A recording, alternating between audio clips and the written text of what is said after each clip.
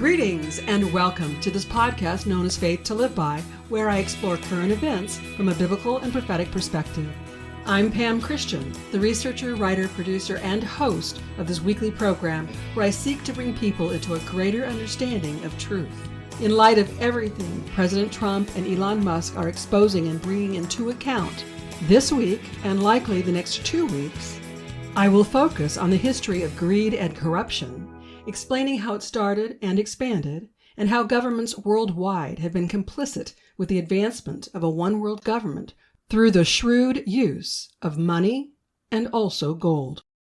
The purpose of this Part 1 episode is to provide the historical background and progression of events that have brought us to the world's economic systems we are presently using, which will lead us to understand why we need a complete overhaul of the world's economic systems. This is a very hot topic right now because of the many communications and specific actions President Trump has made that strongly suggest he is leading the way for the radical changes in the world's economies. As the people of this world who have been subjected to so much evil and corruption from those who seek a one-world order where they have all control and power, it is essential that we understand world economics so we can protect ourselves and our God-given freedoms from this point forward. How I thank God for all the truth He is revealing for us today. We are definitely living in the days God's prophets have spoken of, where God's truth and righteousness will prevail, and the atmosphere will be changed for all God's people in the world to experience the victorious, abundant life Christ died to give us. To rebuild anything first requires identifying what is worthy to keep and what must be discarded. It's a necessary process that's both painful and joyous. However, by fixing our sight on the end goal, that which is painful is much more easily endured. As your trusted truth advocate, I have referred to myself as the Reader's Digest clearinghouse of current events, and today's an excellent example of that. I have spent more hours in preparation for today's topic than any other podcast in the over 4.5 years I've been bringing you the truth. If you want to be free from the evil in this world today, if you want to be free from the financial enslavement that's been systematically imposed on the people of the world, then you won't want to miss a single minute of this and the next 2 weeks' podcast. As it is so often true, in order to understand the present, we have to consider the past. We need to know how we came to be so enslaved so we can know how to never let it happen again. Before I get into today's red-hot topic, I want to share more about the Greece tour we're planning. I'm fully expecting our world to be in a much better state and for us to have reasons to celebrate by October, so it's fitting I've planned a trip for us to Greece. I had several of you who wrote to me in the past that you wanted to be on the list of those interested in going on our Christian ground tour of Greece called In the Footsteps of Paul. I've emailed each and every one of you and have only heard back from 2 of you. If you expressed interest and you have not received an email from Faith to Live By at PamelaChristianMinistries.com, please check your spam box. We've entered the time of registration, and deadlines and attendance requirements impact whether or not this trip takes place. I've been working with a highly respected tour company for a trip that will allow us to meet up in Thessaloniki, Greece, where we will spend 2 days, then the next day travel to Kalambaka, Greece. Then following day, we'll be taken to Athens, where we will spend 4 days, so we're talking a total of 7 days on the tour. You will need to arrive in Thessaloniki on the 19th, where we will stay at a 4-star hotel, then plan for your return flight from Greece on the 26th. We want between 20 and 34 people, and the more people who sign up, the less the cost is per person. This means you want to encourage as many of your friends and family to join us as possible. As it stands now, with a minimum number of people, the tour is $2,699 per person double occupancy and $3,599 per person single occupancy. Breakfast is included from the 20th through the 26th, and dinner included on the 19th and the 22nd.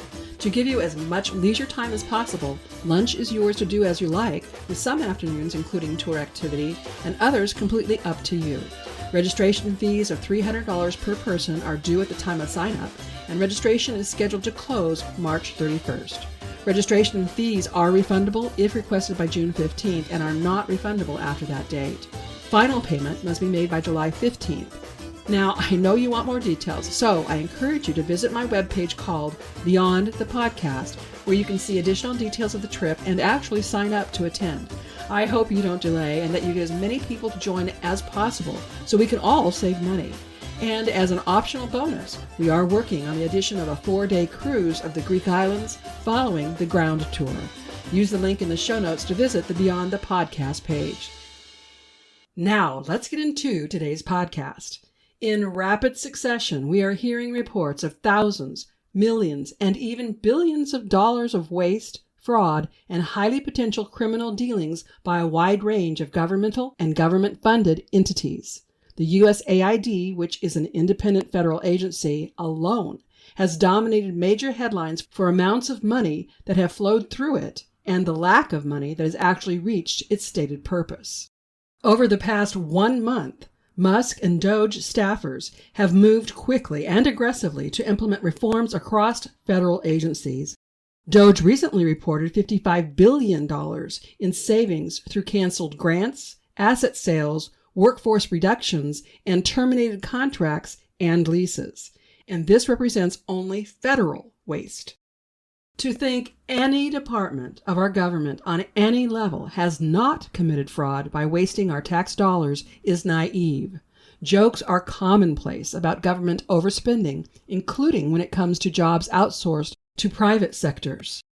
Consider the California High-Speed Railway. The project, as it was originally envisioned, would connect Los Angeles and San Francisco in 2 hours and 40 minutes with 220-mile-per-hour trains, among the fastest in the world at a cost of $33 billion.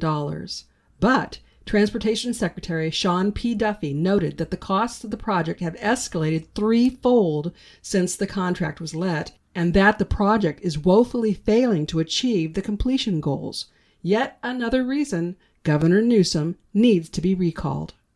Sadly, the city of San Francisco has been allowed to become run down and not at all the attractive, vibrant, and bustling city it once was.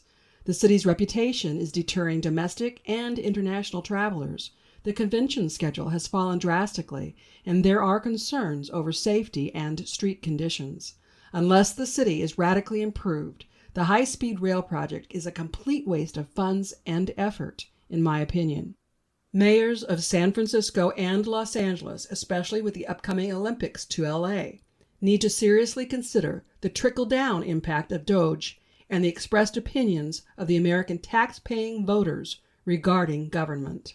In addition to demanding governmental agencies to step up and properly do their jobs, this is a time for all companies that contract with federal, state, and local governments to conduct self-audits to be certain you are no longer gouging the government while artificially inflating costs, which in turn are passed to the taxpayer, therefore in reality gouging your fellow American. In 2024, the top 3 money laundering scandals included the issue of pandemic relief funds, the OneCoin fraud, and the TD Bank case. But these are small peanuts compared to all we will learn in the months to come. In fact, I'm convinced the multiple frauds committed by Sam Bankman-Fried, the founder of FTX cryptocurrency exchange, were highlighted in the news as a smokescreen to prevent us from even considering the amount of fraud being committed by our own governments. Just like the IRS posted their top 10 cases of fraud to cause us to believe the IRS is on the up and up chasing the bad guys, when in fact, the IRS itself has much wrongdoing to account for.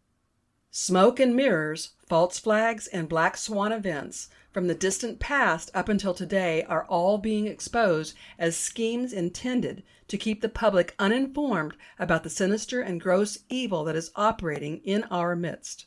The declassification of the assassination records of President John F. Kennedy and the truth about 9/11 to be revealed are just 2 examples that will undoubtedly prove my claims.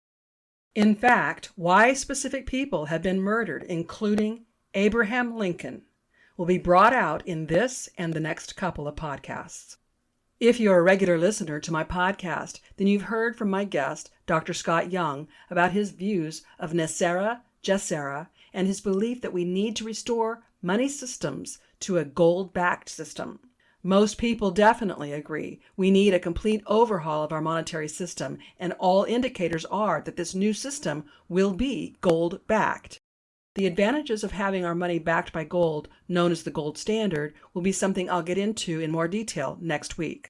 But at this time, with all the revelations of the unimaginable waste of our tax dollars, the unexplainable net worth of many of our elected officials given their official salaries, and the question of the existence of the American people's gold in Fort Knox, I had to dig deeper.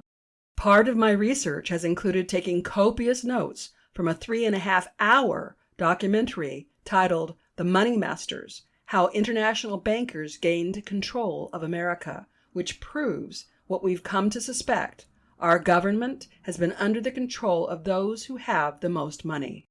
While this documentary focuses on American issues, as you'll hear, for centuries all nations of the world have been controlled by what the film producer calls the money changers. Produced in 1996, this film examines the evolution of money, debt, and taxation, tracing their impact from biblical times to the present, and uncovers the origin of the global political power structure that dominates nations today. Follow the money has time and time again been the path to learning truth. As the Bible clearly states, the love of money is the root of all evil, which while some coveted after, they have erred from the faith and pierced themselves through with many sorrows. 1 Timothy 6:10. And we are very soon to learn of many people who have essentially sold their soul for the love of money. Equally significant is what we learn from Hosea 4:6, where God says, "My people are destroyed for lack of knowledge." In context, this verse speaks of the lack of knowledge about God's word. However, it can be applied to life in general, as endorsed by Proverbs 29, verse 18, which states, "Where there is no vision, the people perish." This verse speaks of lacking a clear goal or direction, and for the Christian, our goal and direction is to promote God's will and God's ways in this world so that truth and righteousness prevail. With all of this as the background for this podcast Part 1 episode, let's now consider how our nations have come to be controlled by those with the most money, who I will also refer to as the money changers. As the previous mentioned documentary points out, people using money against other people for their own selfish gain is an ancient problem. However, for our modern times, we will start with the Rothschild family. And for this introduction, I also give credit to Donald Watkins from his post titled, "The Rothschilds Controlling the World Money Supply for More Than 2 Centuries." The patriarch of the Rothschild family was a man named Mayer Amschel Rothschild. He lived from 1744 to 1812. He realized loaning money to governments and kings was the most profitable, with repayment assured by the people of that nation paying taxes as enforced by their government. The Rothschilds are a family of Jewish financiers that became international bankers. The Rothschilds' world of high finances started with Mayer Amschel Rothschild, founder and moneylender at Frankfurt, Germany, and financial advisor to the Landgraves of Hesse-Kassel, agent of the British government in subsidizing European sovereigns in various wars. And to make sure they made a profit, they financed both sides of any given war. Mayer Rothschild had 5 sons: Amschel Mayer, who succeeded his father as head of the Frankfurt, Germany operations; Solomon Mayer, who founded a branch in Vienna, Austria; Nathan Mayer, who founded a branch in London; Karl Mayer, who founded a branch in Naples, Italy; and James or Jacob, who founded a branch in Paris, France. In the mid-1700s, the colonists, wanting to break free from Britain, came to America for a new life, but they still needed some exchange with Britain for goods not yet available in America. In the process, the colonists were drained of their gold and silver by the British government. In response, the colonists experimented with printing their own money, known as colonial script, a type of fiat currency. They learned when they printed just enough, their monetary system worked and the colonies were prosperous. When British associates of the Rothschilds asked Benjamin Franklin, who advocated for the colonists in British Parliament, how he accounted for the prosperous conditions prevailing in the colonies, he replied, quote, "That is simple. In the colonies, we issue our own money. It is called colonial script. We issue it in the proper proportion to the demands of trade and industry." End quote. In other words, when they printed the right amount, this fiat monetary system worked. When too much fiat money is printed, such as we're experiencing in our day, the system doesn't work for the people, but it does work for the bankers, whom we call the money changers. Now, keep in mind, what is used as money or currency can be anything people agree upon. Essentially, anything that is widely accepted as a medium of exchange can be considered currency, including seashells or beads, such has been used in some societies and regions throughout history. When the Rothschilds learned of the prosperity of the colonists, they realized their opportunity to exploit the situation with considerable profit to themselves. The obvious thing to do was to have a law passed prohibiting the colonial officials from issuing their own money and make it the banks. The British government, influenced by the Rothschilds, adopted the Currency Act of 1764, which prohibited colonial officials from issuing their own currency and required they pay all their future taxes in gold or silver coins, thus requiring precious metal currency. The authorities in the colonies had to discard their script money. They had to mortgage the colonial assets and securities to the Bank of England in order to borrow the money they needed to carry on business. Referring to those facts, Benjamin Franklin stated, quote, "In 1 year, the conditions were so reversed that the era of prosperity ended and a depression set in, to such an extent that the streets of the colonies were filled with unemployed." End quote. Franklin stated, quote, "The Bank of England refused to give more than 50% of the face value of the script when turned over as required by law. The circulating medium of exchange was thus reduced by half." End quote. Franklin disclosed the primary cause of the revolution when he said, quote, "The colonies would gladly have borne the little tax on tea and other matters, had it not been that England took away from the colonies their money, which created unemployment and dissatisfaction." End quote. Few colonists realized that the taxes and other economic sanctions imposed upon them was the result of the Rothschilds' international influence on governments through the privately owned central bank's influence on government, as conducted by the owners of the central banks.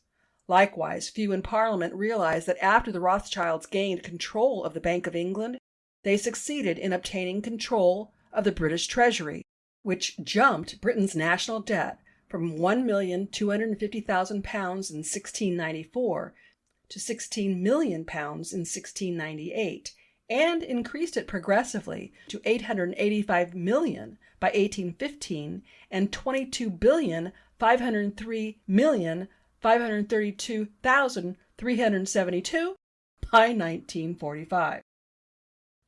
I offer the progression of England's national debt well into the 21st century at this point, so we can see that the Rothschilds' request for privately owned central banks loaning to governments established a model that we are still subject to today, complete with the financing of both sides of any given war. Lending to governments was a low risk because the repayment of the loans was assured through the taxation of the people under that government. The people have always been seen as the pawns in this entire scheme. For America, the control by bankers through war began on April 19, 1775, with the first armed clashes between British and colonials that took place at Lexington and Concord. In 1776, Congress adopted the Declaration of Independence. For the next 7 years, the international money lenders, the money changers, urged and financed the colonial war. The Rothschilds made plenty of money supplying the British with German Hessian soldiers with which to fight the colonists. The average Brit had no quarrel with his American cousins. He secretly sympathized with them. On October 19, 1781, the British commander, General Cornwallis, surrendered his whole army. On September 3, 1783, the independence of the United States was recognized by the Peace Treaty of Paris. The only real losers were the British people. Their national debt had been increased tremendously, and the international moneylenders, the Rothschilds, who were in reality the secret power behind the world revolutionary movement, had succeeded in the first stage of a long-range plan towards the dissolution of the British Empire as part of a long-term plan for a one-world government controlled by the money changers. Now do you see how the plans for a one-world government have been underway for hundreds of years? Self-appointed elite, greedy for money and power, have been working for world control, taxing the people based on their labor and financing wars between countries. Now, let me bring us more up to date with more history to show how the Rothschilds expanded their family of elite partners.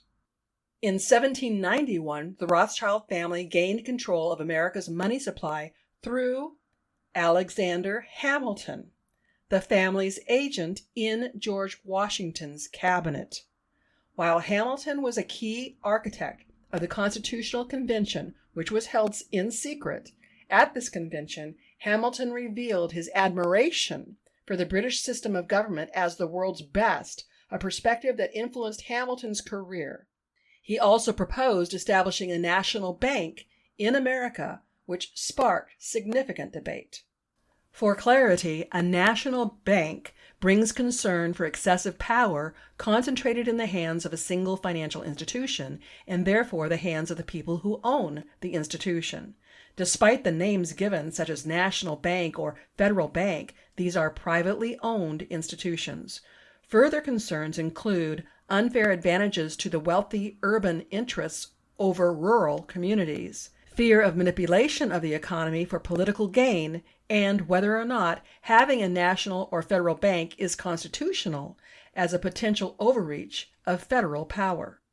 Today in America, we have 12 Federal Reserve Banks with 24 branches that are all part of the operating arms of the Federal Reserve System.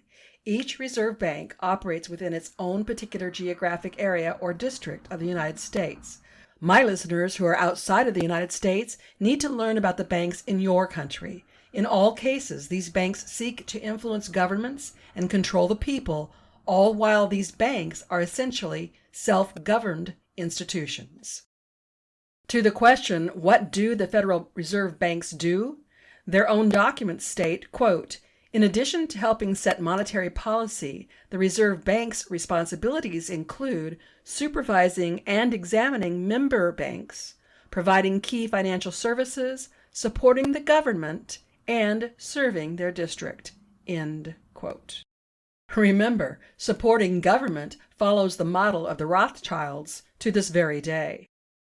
Here in the United States today, we have national banks such as Chase, Citi, Bank of America that are members of the Federal Reserve Bank, that are members of the International Monetary Fund, the Bank of International Settlements, and the World Bank.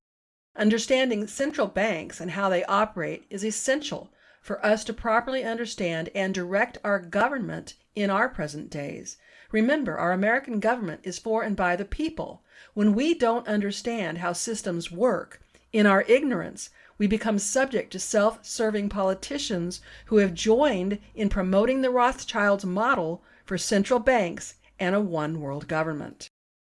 Now, back to the historical account. In America, in 1791, the Rothschild family established a central bank in the United States named the First Bank of the United States and received a 20-year charter from Congress. In 1812, when Congress refused to renew the First Bank of the United States charter, the Rothschilds threatened the United States with a most disastrous war with Britain. Remember, the Rothschilds had strong presence and influence from London. Even with this threat, the United States stood firm. Following through on their threat, a second war broke out between the United States and Britain. The British government, always subservient to the Bank of England, launched the War of 1812. This war was calculated to impoverish the United States to such an extent the legislators would have to plead for peace and seek financial aid. Nathan Rothschild stipulated that no financial aid would be forthcoming except in return for the renewal of the charter for the First Bank of the United States. Nathan Rothschild's plan worked to perfection. It mattered not to him how many men were killed and wounded, how many women were widowed, how many children were orphaned, how many people were rendered destitute. He and his co-conspirators rejoiced in the fact that they had achieved their objective, and in so doing they had created more and more dissatisfaction among the masses of the people who blamed the blundering policies on their own government, while the secret power behind the scenes, the money changers, remain unsuspected by all except a very few people. I'll insert here, this should cause us to think very soberly about the Russia-Ukraine conflict. By 1815, Nathan Mayer Rothschild controlled the Bank of England and boldly declared, quote, "I care not what puppet is placed upon the throne of England to rule the empire on which the sun never sets. The man who controls Britain's money supply controls the British Empire, and I control the British money supply." End quote. This became the Rothschilds' family mantra: control the world by controlling the world's money supply.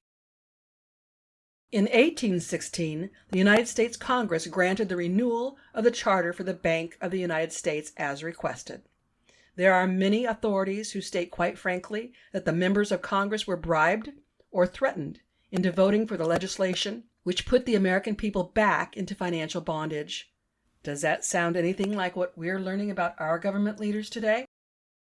History records that Judah P. Benjamin, a Rothschild relative, was appointed as their professional strategist in America. In their quest for more power and control, the American Civil War of 1861, which split the Union in two, became an accomplished fact. The international bankers loaned unlimited credit to all forces engaged by the South fighting the forces in the North. They loaned Napoleon III 201,500,000 francs for his Mexican campaign. When the Confederacy needed assistance in 1863, the powers that be offered Napoleon Texas and Louisiana in exchange for French intervention against the northern states. The Tsar of Russia heard of these preposterous offers, and he informed the governments of England and France that should they actively intervene and give military aid to the South, Russia would consider such action as a declaration of war against the Imperial Russian Empire. To strengthen his ultimatum, Russian warships were sent to New York and San Francisco and placed at President Lincoln's disposal. When the northern authorities found themselves in financial difficulties, the international bankers didn't refuse to loan them money. They simply stipulated that the rate of interest to the northern states would be 28%. After all, they were in business as money lenders. An important aspect of the American Civil War is that it would, in all probability, have reached a conclusion in a few months had not the international money lenders, the money changers, made fresh loans. These loans were usury. They were based on terms and rates of interest that were calculated to give the international bankers control of the economy of the whole country. When they considered it time, they ended the war. Lincoln tried to break the financial bonds with which his northern states were bound. To him, Article 1, Section 8, Paragraph 5 of the Constitution was sufficient authority. He disregarded the bankers' overtures. He caused $450 million of honest money to be printed. He based the credit of the nation as security behind this money. The currency was another fiat currency known as greenbacks because of the color of ink. The international bankers retaliated by causing a bill to be passed through Congress, ruling that nations' greenbacks would not be accepted as payment of interest on government bonds or import duties. The bankers caused Lincoln's money to become almost valueless by refusing to accept the greenbacks except at a heavy discount. Having beaten down the value of greenback dollars to 30 cents, they bought them all in. The bankers then turned around and bought government bonds with them, demanding dollar for dollar value. In this way, they overcame a serious threat and made 70 cents on the dollar. In 1863, the bankers financed the election campaigns of enough senators and congressmen to assure them the National Banking Act would become law. Sound familiar? The National Banking Act did become law in 1863, despite the vigorous protests of President Lincoln. Thus, the international bankers won another round. The people of the world had been brought one step nearer to economic, political, and religious bondage. As evidenced by an exchange of letters in 1863, Ohio Senator John Sherman, who had his sights on becoming president, in working with the Rothschilds, helped produce specifications for advantages and profits of an American investment under the provisions of the National Banking Act, which the parties agreed would remain strictly confidential. One paragraph in the letter from the Rothschild brothers said, quote, "Mr. Sherman declares that there has never been such an opportunity for capitalists to accumulate money as that presented by this act. It gives the national bank almost complete control of the national finance. The few who understand the system, he says, will either be so interested in its profits or so dependent on its favors that there will be no opposition from this class, while on the other hand, the great body of the people, mentally incapable of comprehending the tremendous advantages that capital derives from the system, will bear its burden without complaint and perhaps without even suspecting that the system is inimical to their interests." End quote. Did you catch that?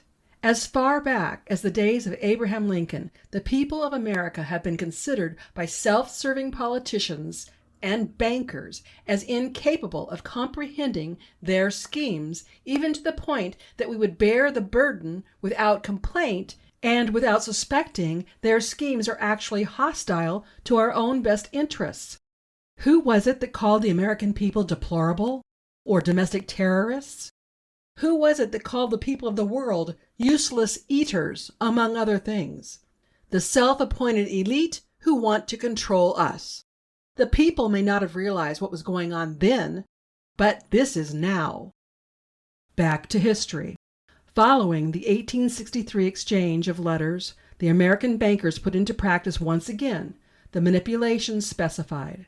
Then they reaped another rich harvest by foreclosures on property and securities left with them as securities for loans which their clients could not repay because the bankers, acting in unity, withdrew currency and restricted credits to a degree that made it impossible for the vast majority of borrowers to meet their financial obligations.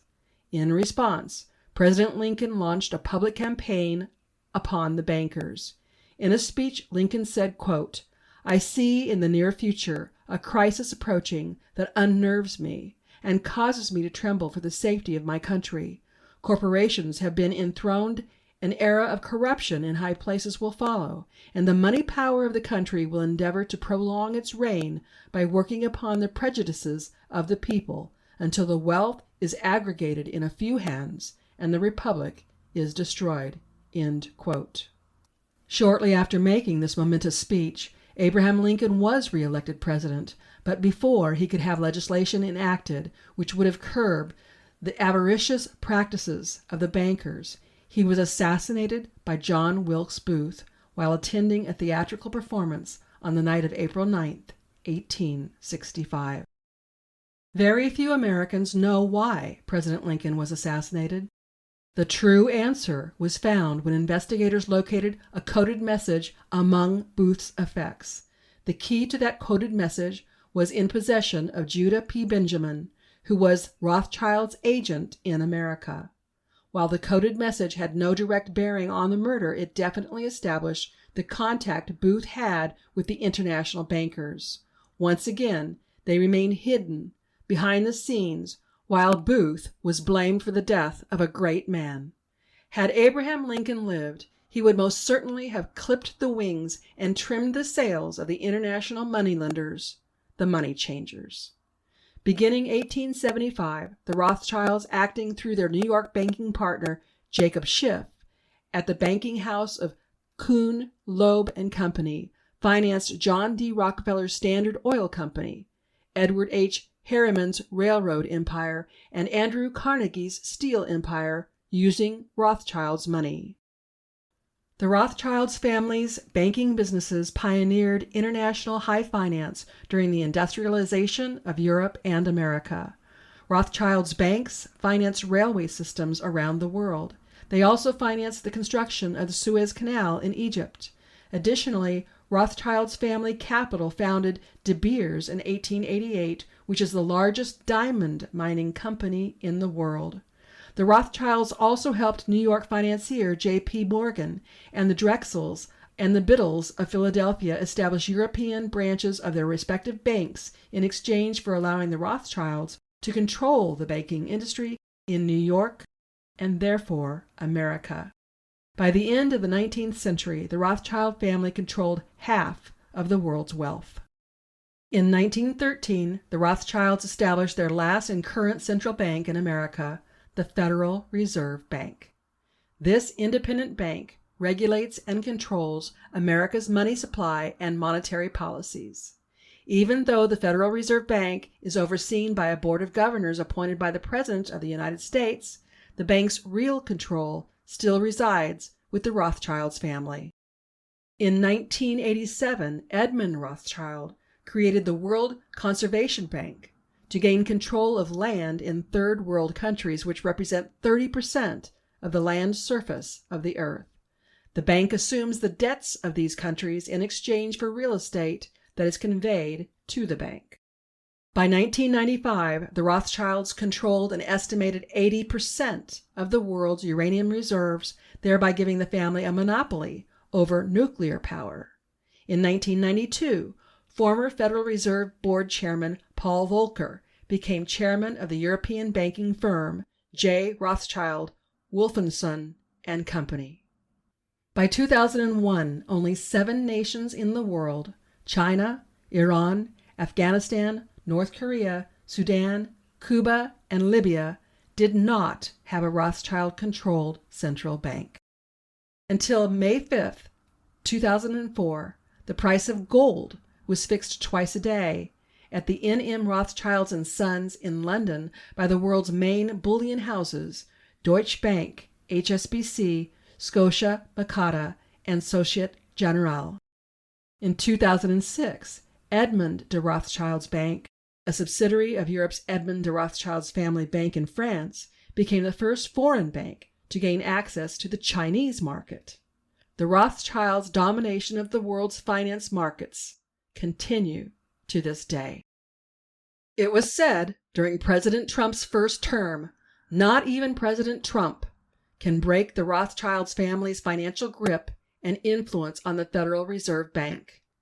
However, now that we are over 4 years past his first term, and we are seeing President Trump and his team take swift action across so many platforms, I have great and optimistic hope that the economic reset God has spoken of many times through his prophets and through his people like Dr. Scott Young, a regular guest on my podcast, will be seen, and very soon. Next week, I will help us understand the Federal Reserve System and how it was established to oversee monetary policy and regulate inflation, not for we the people, but against us. I also want us to understand how World War I accelerated the political agenda of the money changers to have world dominance through what the public was told would produce a new world order. I will also share how President Trump's approach of reducing taxes and imposing tariffs is not new, and in fact has been successfully implemented by our nation in the past. The key for us this time around, however, will be to completely reset the central banking systems, also known as the invisible government, which must include recovering the people's gold. Think Fort Knox. What will President Trump and Elon Musk find? Or perhaps more accurate, what do they already know that self-appointed elite have intentionally kept we the people ignorant of? You won't want to miss next week's program, and you should make a point of telling all your friends and family to listen to this episode in preparation to hear next week's program. We need more people aware and operating on truth, because it is truth that will set us free. Now, I ask you to listen to my closing announcements and to take advantage of the many goods and services I bring you in an effort to at least cover the costs of this podcast. The first announcement is about the Greece trip that we are in the process of finalizing. If you think you want to be part of it, be sure to send me the email according to the instructions because the deadlines for registering are looming. It may seem far off, but most people make plans for a significant vacation about a year in advance. So if you haven't already expressed interest in traveling with us in October 2025, now is the time to do so.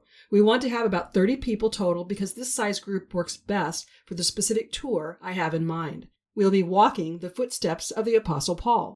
I'm using the time between now and February 2025 to determine if we have enough interest, and the trend indicates we definitely should. We have just about 30 people on the list now, but I'd like to have more because when it comes to the actual day of making a commitment, things could have changed, and I want to be able to have at least 30 actually attend the tour. So, if you think you'd like to be part of the Faith to Live By Christian tour with me in Greece during October 2025, now's the time to get your name and number in your party on the list. There's no obligation at this point. You're just expressing your interest. Attendees need to arrange their own air travel to and from the Athens International Airport.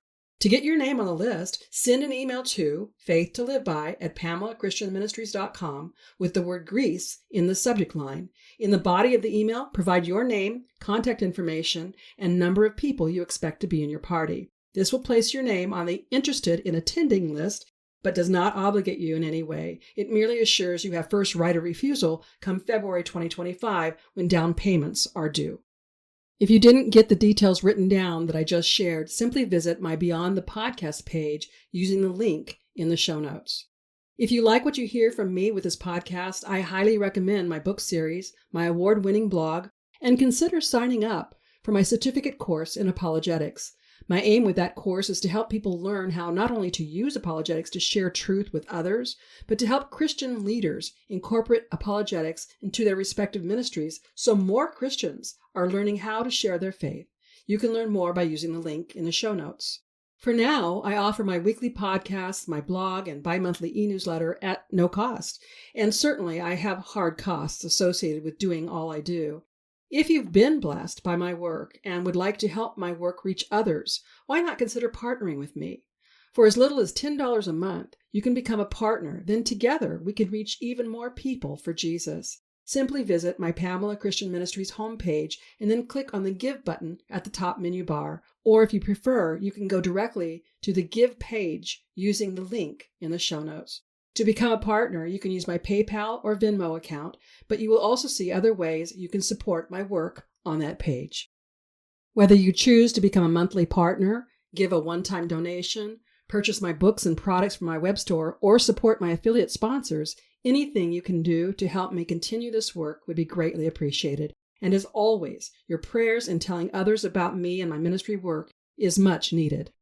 When it comes to my selection of affiliate sponsors, I first look for Christian-owned and operated businesses, and I make a point of personally using the products or services so I can fully endorse them. I seek sponsors that offer products or services you can get via the internet worldwide, and I specifically consider what is common to most people universally. So you'll find health, beauty, and wellness products through Dr. Zelenko's Z-Stack supplements and from Operation Tomahawk and from QE Strong. Dr. Zelenko's Z-Stack supplements are truly amazing and are available to my listeners for a 5% discount per purchase or a 10% discount for a monthly subscription using the promo code FTLB. Operation Tomahawk is a membership purchase program with an American-owned and operated company offering personal and household care products that are not made of toxins or genetically modified ingredients. Stop buying national brands from corporations that are part of the deep state cabal. Use the link in the show notes, and from the drop-down menu under How Did You Hear About Us, select Pamela Christian, Faith to Live By. You may have heard my interview with Rob Renee about QE Strong. Discover the benefits of quantum energy to overcome all sorts of ailments. Visit QEstrong.com and use the promo code FTLB at checkout to receive your discount. Then my newest affiliate I'm really excited to bring you is Q Streaming. That's CUE Streaming Television. People with United States addresses can get over 3,000 channels, including live TV with streaming television without a contract. Get all of your local networks and favorite movie and sports and pay-per-view channels for about half of what cable costs. See the video promo link in the show notes to learn more. Affiliate sponsors only provide financial support to me when you purchase what they offer. So before you support Amazon or any other retailer, if I offer what you're looking for, please purchase through me. When it comes to special occasions, birthdays, or Christmas gifts, consider my books, jewelry, CDs, and more from my web store or any of the affiliate goods and services I offer. When you purchase from my web store, be sure to use the promo code TRUTH, TRUTH, to receive a 20% discount. Again, you'll find all the links in the show notes. If you like the content and resource material I bring you with this podcast, you'll find much more by connecting with me through my blog. In fact, my blog has been awarded 2 unsolicited awards for Christian content. And I'm also very active on social media. I can cover much more on social media than I can with this weekly podcast. And if you're not already subscribed, please subscribe to my complimentary bi-monthly e-newsletter. I offer encouragement, special offers, and one of my signature recipes with each and every edition. Yep, I'm a foodie and I love to entertain, which is why Faith, Family, Friends, and Food is a bonus segment of my bi-monthly e-newsletter. To receive even more, please be sure to check out my dedicated podcast listeners page, Beyond the Podcast. Here's where we can connect exclusively and you can download complimentary devotionals, resources, and more. On that page, I also ask you to help me learn more about you and what you want by completing the form visible once you scroll down that page. And something that is very easy for you to do and would mean a lot to me is for you to rate, subscribe, or comment on this podcast according to what your preferred listening platform allows. You know how it works. The more likes and subscriptions to this podcast, the more opportunity we have to expand the listening audience. And that means we can reach more people with the gospel message of Jesus while helping people learn how to better apply their Christian faith. I hope you'll join me next week and tell your friends and family to listen right here on Faith to Live By, where we learn how to gain spiritual victory over life's issues. Until next week, I'm Pam Christian, asking you to remember Christ died for us. The least we can do is live for Him.